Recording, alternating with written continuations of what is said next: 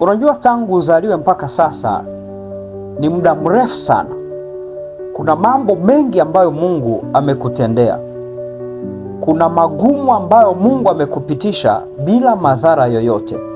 Sasa kwa nini usiamini kwamba Mungu aliyekusaidia wakati huo anaweza akakusaidia hata wakati wa sasa?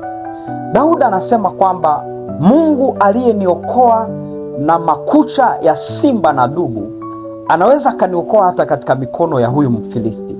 Manake Mungu anayeokoa watu katika mikono ya simba na dubu anaweza akaokoa hata katika mikono ya Mfilisti. Mungu anayejua kuokoa watu, Mungu ambaye ni mwokozi, anayeweza kuokoa watu katika mikono ya simba, katika makucha ya simba, ana uwezo pia wa kuokoa watu kutoka katika mikono ya Goliati. Sijui Goliati ambaye yuko mbele yako siku ya leo, ninatamka katika jina la Yesu, roho ya ujasiri, roho ya ushujaa iwe fungu lako katika jina la Yesu. Machozi yote, majonzi yote, wasiwasi wa aina yoyote, mashaka yote na huzuni zote vikakuachie katika jina la Yesu. Inuka tena katika jina la Yesu.